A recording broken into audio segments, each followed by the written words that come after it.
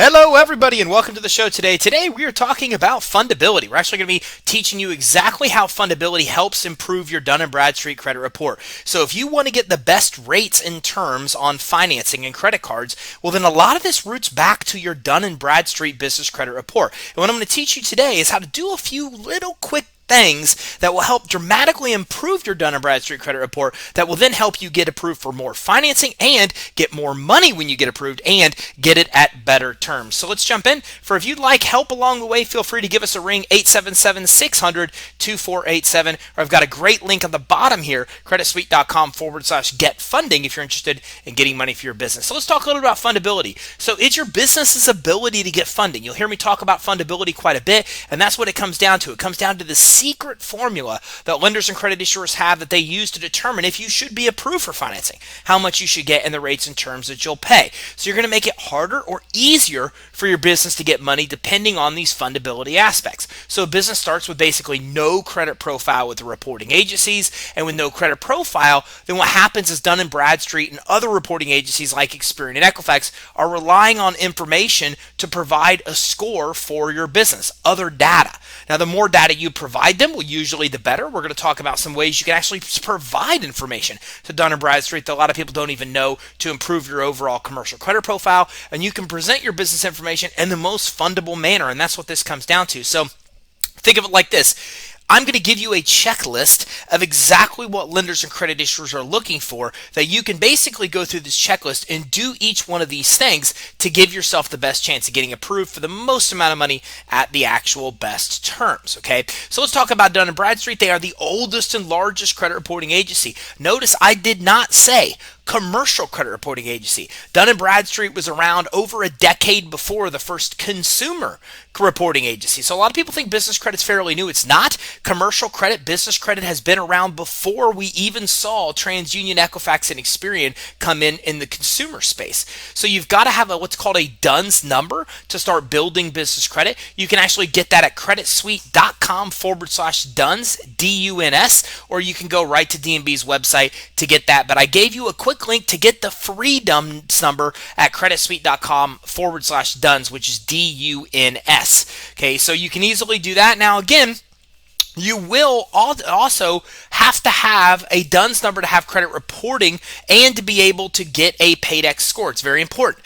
So I get this question a lot. If you want to build credit with Dun & Bradstreet, there's two main requirements you must have to get that credit reported.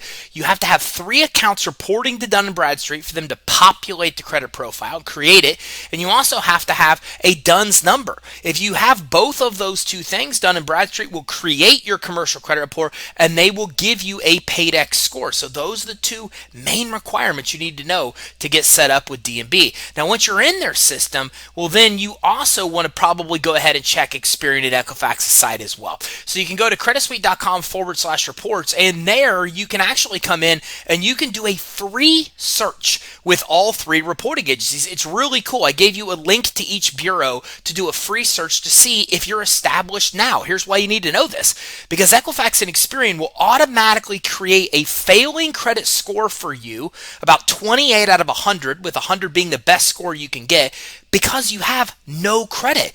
Commercial credit world is very different than consumer. You'll get a failing credit score even when you have no credit. Do you have one or not? Well, it's free to find out. I gave you the link at creditsuite.com/reports. Once you search, there's 3 outcomes. Either they'll tell you that they can't find your business, or the second outcome is they'll tell you that they did find your business and there's trade lines. There'll be a little mark beside it that says trade lines, and that indicates that you do have accounts reporting to them.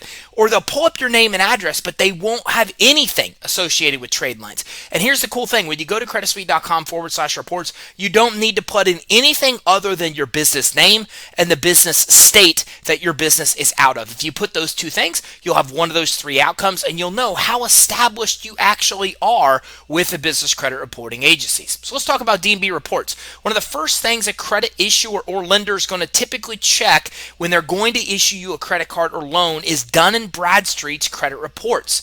So D&B reports help their clients decide whether a business is a good credit risk or not. That's exactly what this does. So think about this. You're not going to walk in and get a car loan or a mortgage or a consumer credit card without your personal credit report being looked at. that. It's exactly the same in the business world. When you go to get a business credit card, a business credit line, or a business loan, they're looking at this information. They're pulling this Dun Bradstreet credit report to make a lot of decisions. And here's the other part that you need to know. A lot of the decisions aren't being made by a human. They're being made by a computer. And I love that, because a lot of my teaching is to teach you how these computers and algorithms work, so you could basically program in the information that you want that gives you the best perceived value to them, that then has you come out as the lowest credit risk. So it's just a matter of knowing how these reports work, which we're going to decode today. So there are several factors that go into creating these Dun & Bradstreet credit reports, but in general, when D&B does not have all the information they need, they're going to indicate that in their reports. They're going to tell you and probably grade you lower and tell you it's because they have little information. Okay, so missing information means the risk is unknown, which sometimes makes you very high risk just because they don't even have very much information about you. And you'll see that this is the tricky thing about business credit reports, is that they will, again, I told you, give you failing scores if you have no credit, but there's actually specific scores where you're rated lower because they don't have enough information about you. So this is really cool because you can control this in a way that you can't control consumer credit. And by control, I mean there are things you could do that are simple things like submitting financial statements to Dun & Bradstreet. Most people don't even know you could do that. But whether Dun & Bradstreet has your financials or don't determines the kind of risk factor that they're actually going to give you. So these are some of the things that we'll be talking about here. So D&B has over 250 million companies around the world in their actual database. So when a business fills out a credit application, they're typically providing that data for Dun & Bradstreet, meaning a lot of these credit issuers, a lot of suppliers, a lot of vendors, most banks are all putting that information into a place where Dun & Bradstreet is getting a lot of that data. So the amount of time you're in business, the industry classification code of your business, the number of employees you have.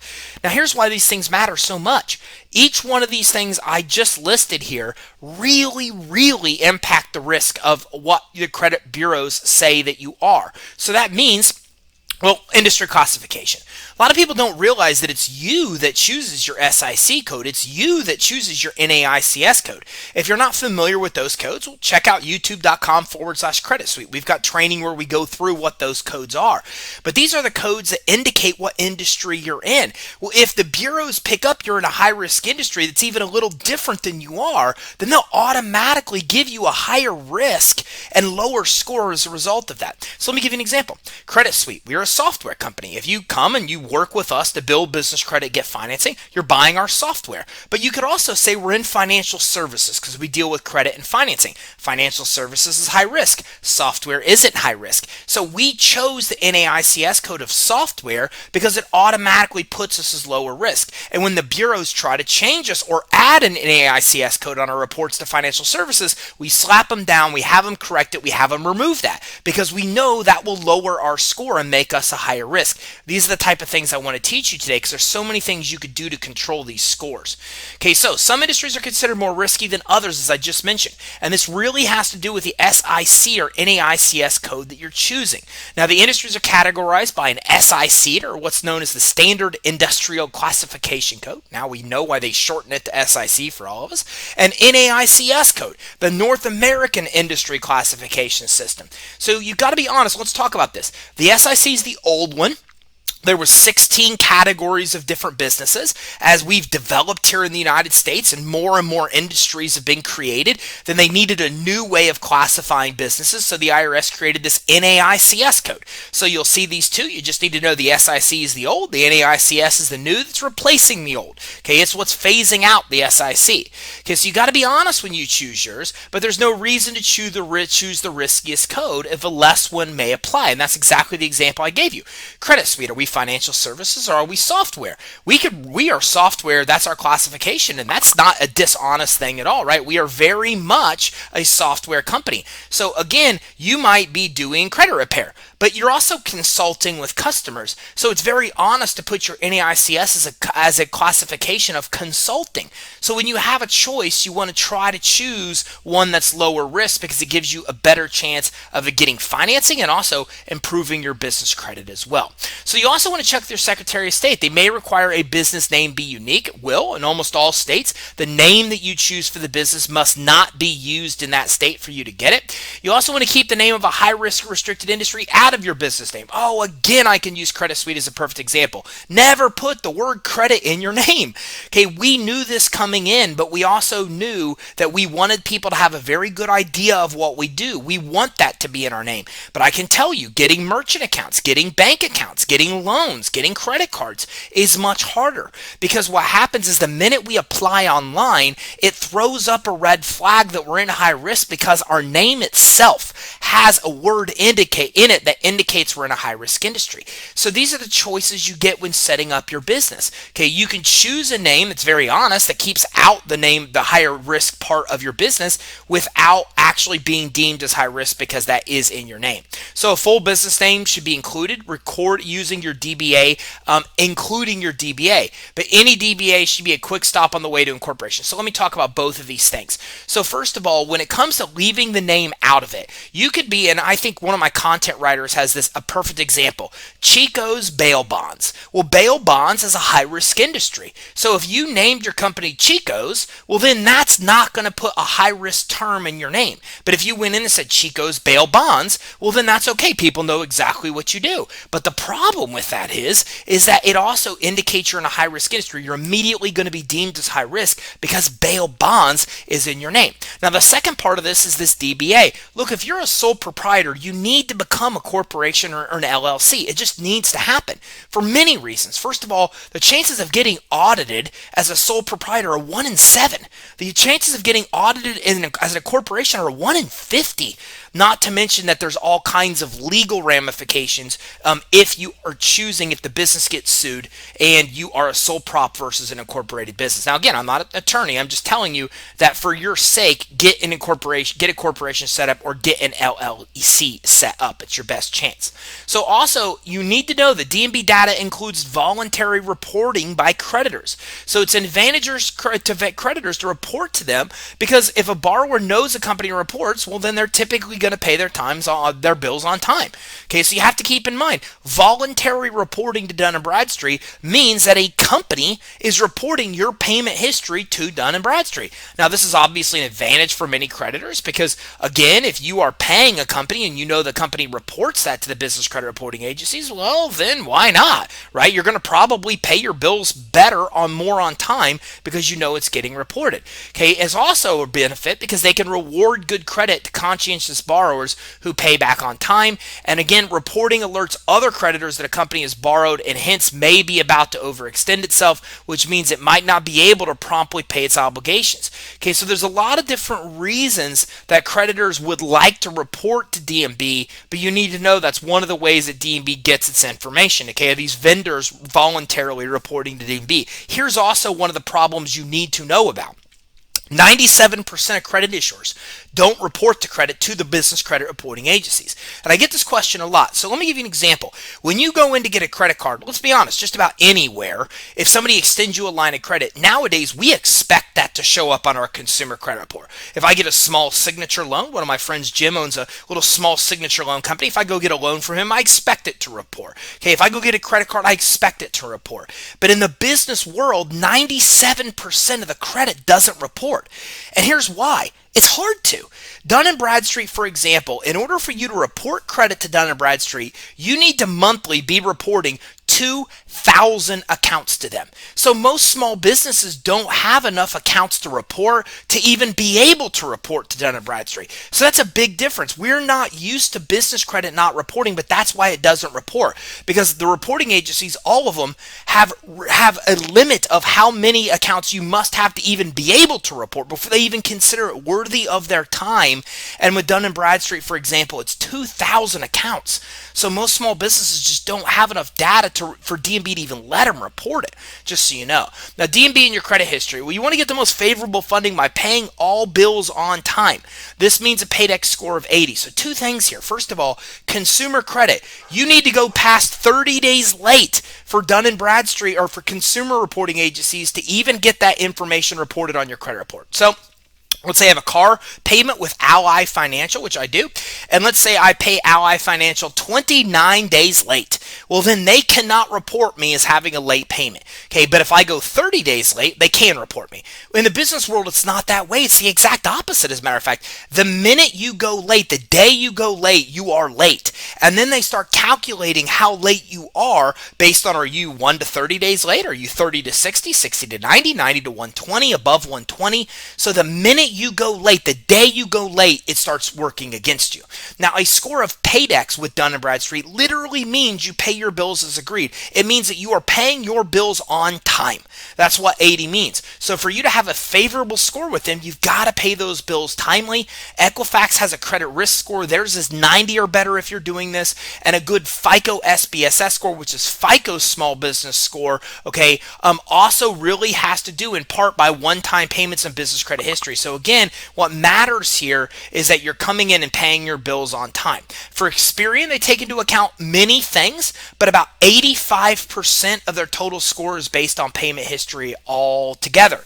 So paying on time and in full, if possible, to pay off the whole balance is going to improve your fundability and the data, the information that's being reported to Dun & Bradstreet. Okay, so a couple things to keep in mind.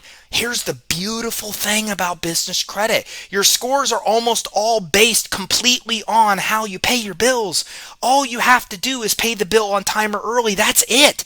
If you do that one thing, you will have good scores with all reporting agencies. Okay, one thing.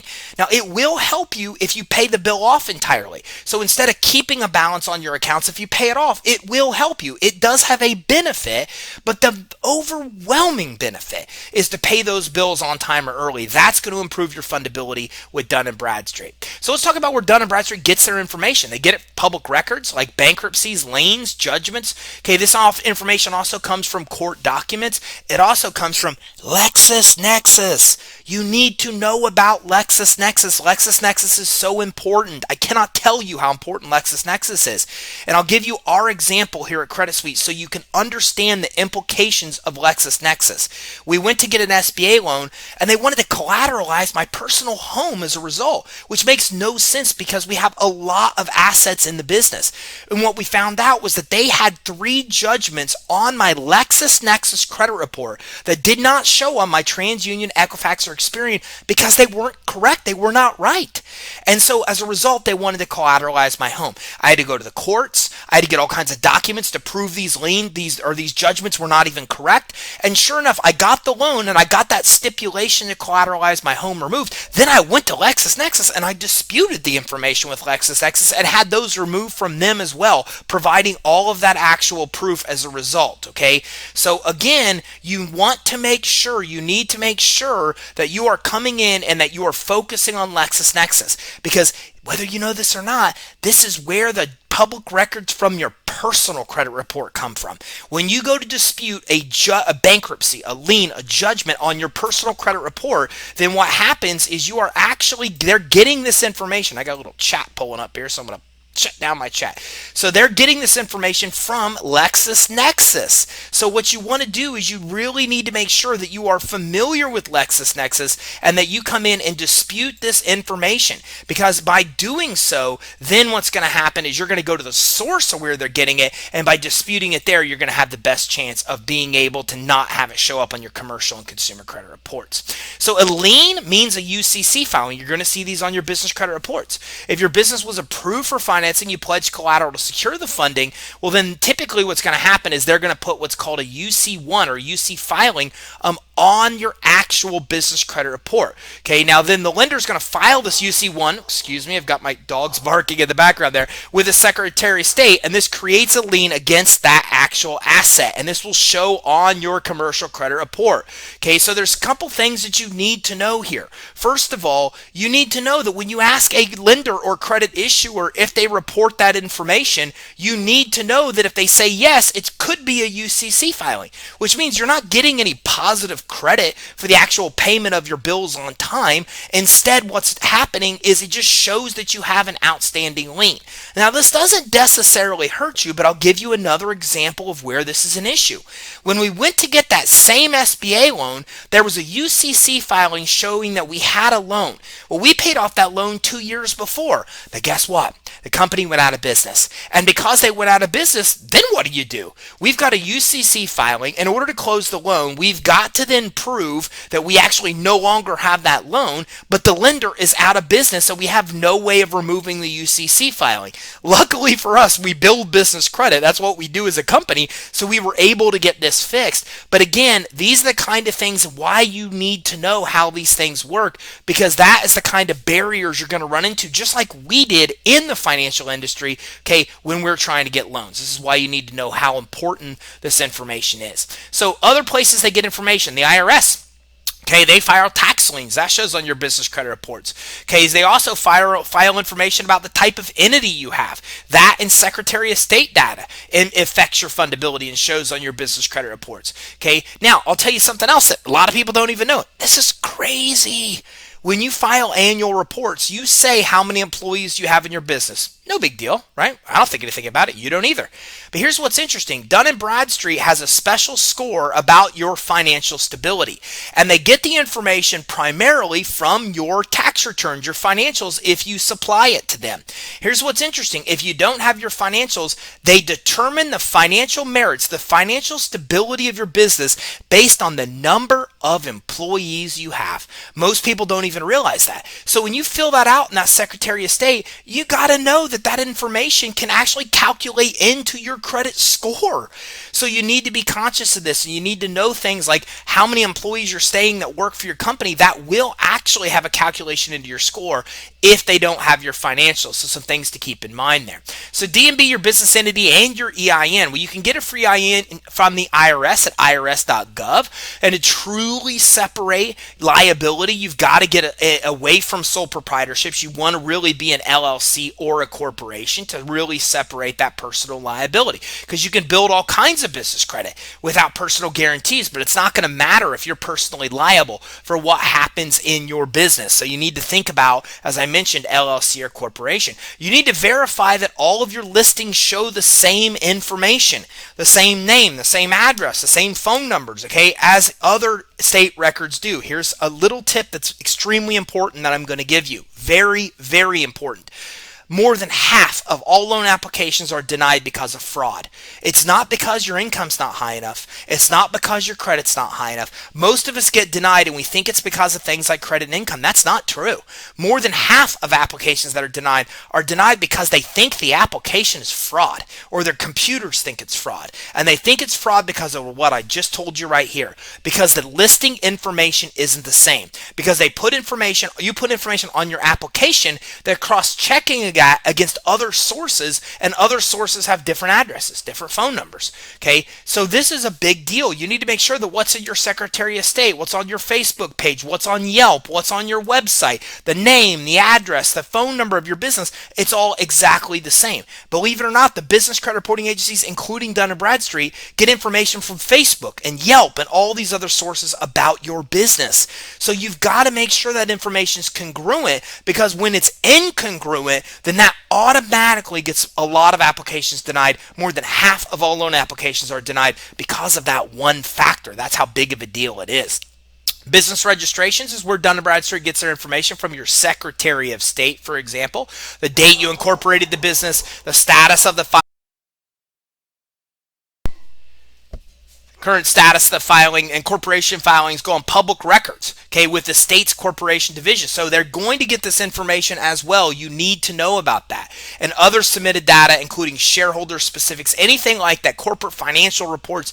You got to be careful. When you're supplying stuff to your Secretary of State, you just need to know that that stuff's going to show typically on your business credit report. Be aware of that. Okay, and DB also is going to look for your company online. And it's best that they get all that information from your website. Okay, so that it's not going to undercut your business's fundability because they're getting the information elsewhere. And make sure that information is favorable. Okay, Google and other search engines, company presence everywhere else, Yelp, Facebook.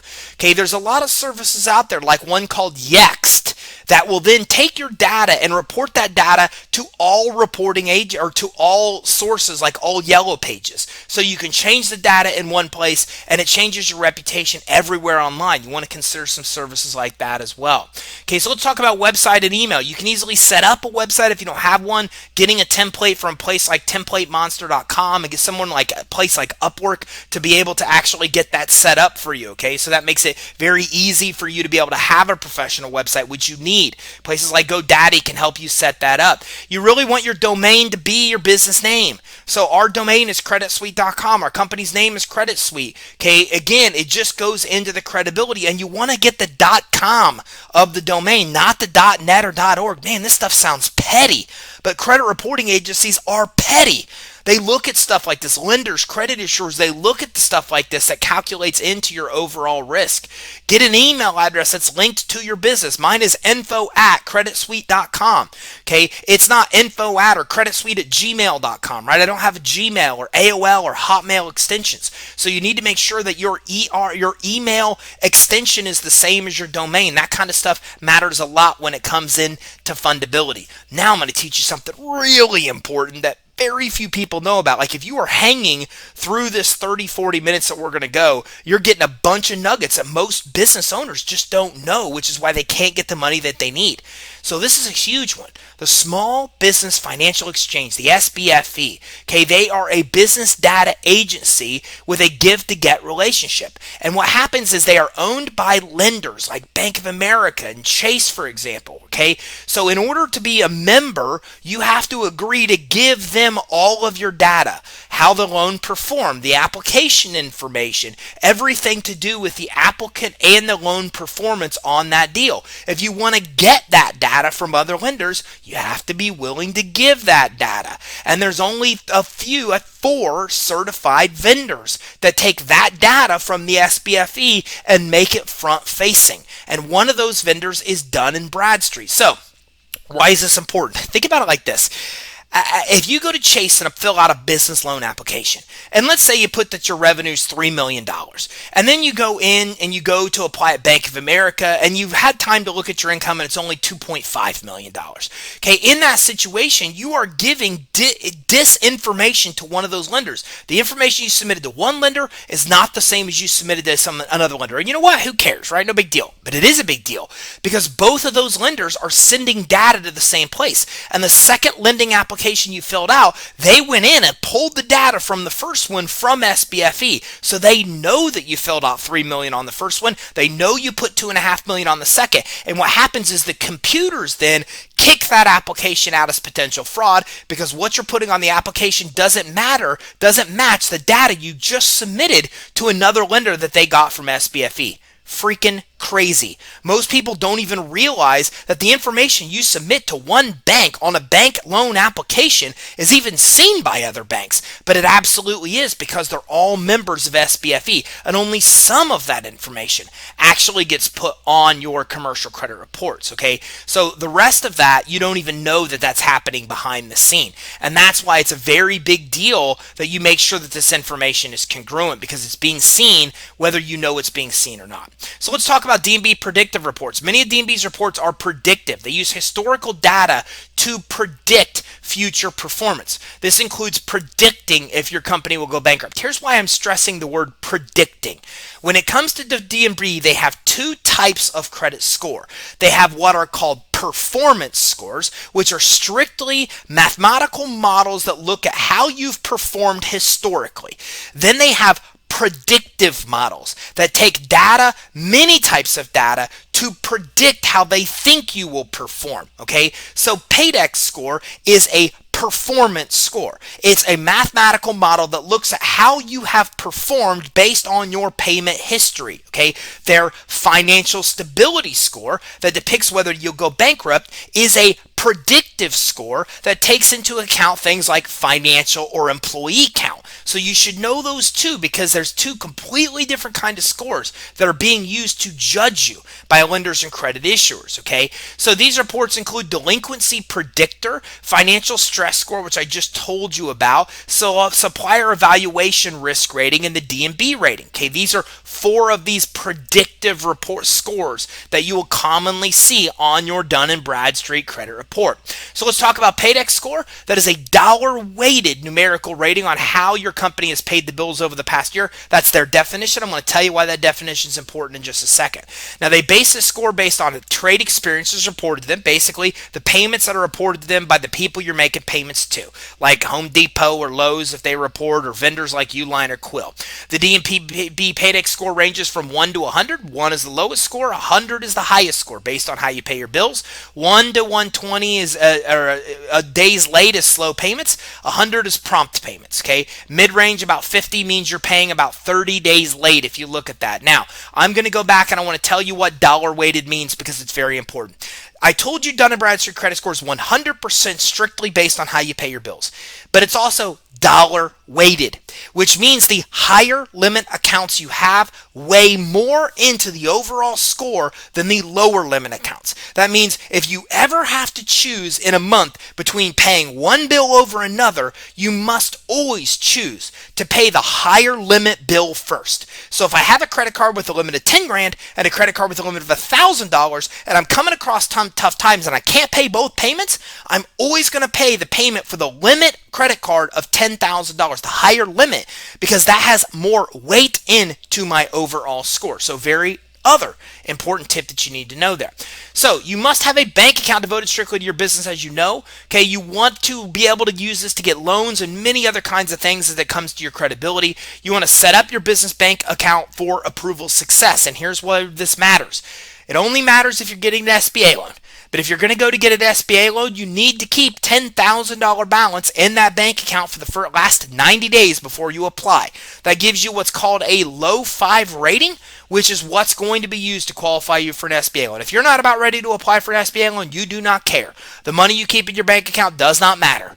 But if you are going to go to apply for an SBA loan, that is a tip you will need to know. If you do not have this, you will not have a bank rating high enough to be able to get approved. So it becomes very, very important that you keep at minimal of that in your actual bank account to have a good bank rating. Another score that most people don't even know about. So, as I talked about, keep all your information consistent.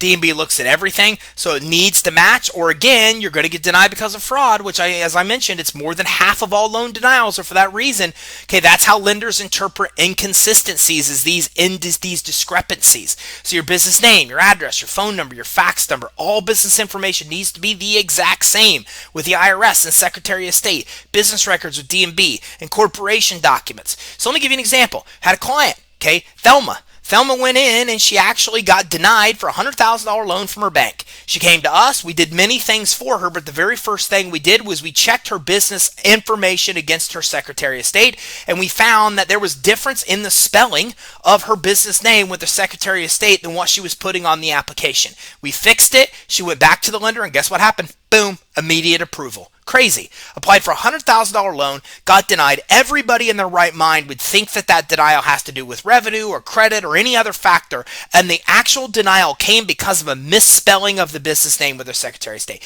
So, or with discrepancy between the spelling of the name of the Secretary of State. Fixed the one thing and immediately got approved. So that's why this congruency is so important. I got to tell you, that's not uncommon. To date, 95%, we measure this, 95% of the information that when somebody comes into us, they supply does not match with these entities. It's off. It's wrong. That's why they're getting denied.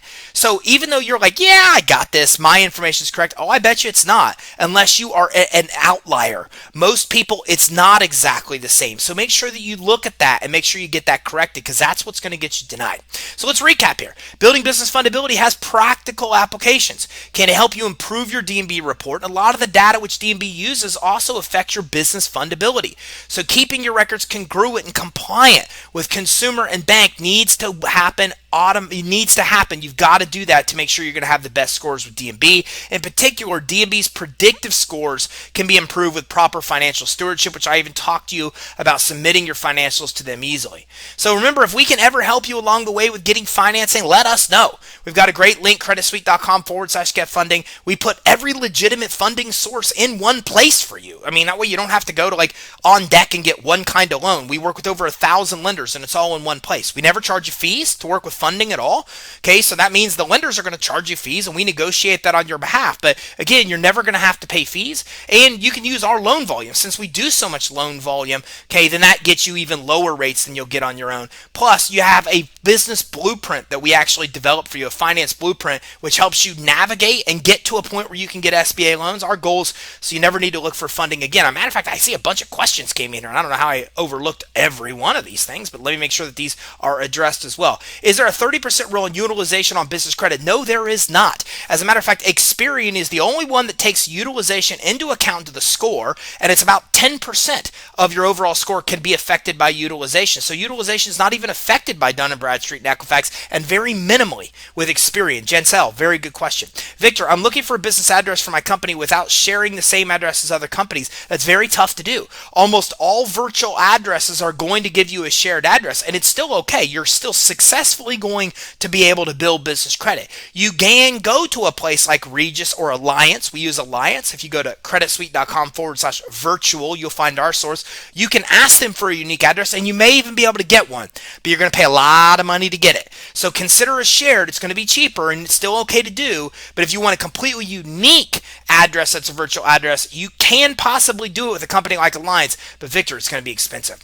I would like a different suite number. It's okay to have the same address, but the suite number, you can, again, that should answer your question. You can check with Alliance to see if that's possible. And you need an actual established, I'm not sure what that was. Victor, can I use a home address and use a room with a suite number on it as my home address? You can use a home address. A home address is better than using a P.O. Box or UPS address, not as good as a virtual address, but you got to be careful here, because remember, nowadays Dun & Bradstreet, since we're talking about fundability, puts Google Street Views of your address on your commercial credit report. We're starting to see that. So if you don't want a picture of your house on your business credit report, you may want to consider a virtual address instead. The only other way you're going to have a unique address is to use your home address, like I said, which is not as good as using a virtual address. Places like Walmart will not approve you for credit cards with a home address, okay, just so you know that. And then you also should know that virtual addresses will work. Even if it's a shared address with somebody else, you're still not going to run into a problem there. And I'll tell you why.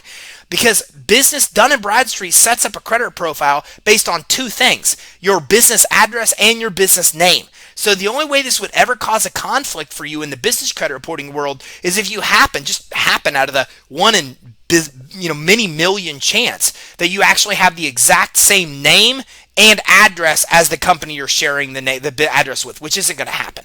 Meaning, people that get virtual addresses, you might not be the only person with that virtual address. Many might have that, but it doesn't matter because their name isn't the same as yours. It's name and address together that determines the credit profile you have. One other point, which Victor, great comment, because it lets me lead into one more fundability tip then related to your Dun & Bradstreet credit report. You need to be very cautious here, because this is what happens if you change your business address and you don't update all your records to be congruent. Then Dun & Bradstreet creates a secondary credit profile, and it's not a big deal. You can go to iUpdate, Dun & Bradstreet's iUpdate, to fix that.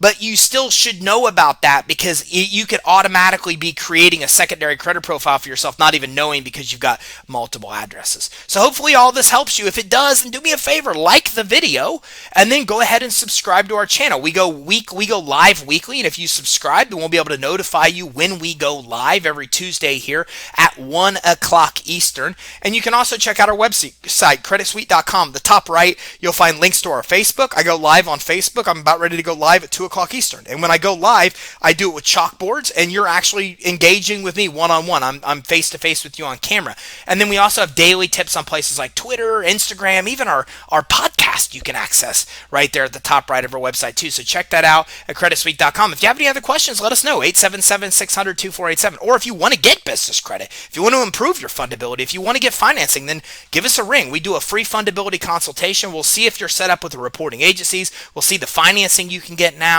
And then we'll also go through and do a fundability check to see if your Secretary of State data and all that adds up. It's completely free. You just have to give us a ring, 877-600-2487, or send us an email, info@creditsuite.com. Thanks everybody for tuning in. I'll be back here live on YouTube next Wednesday at 1 o'clock Eastern. Thanks for tuning in, everybody. Have a great day.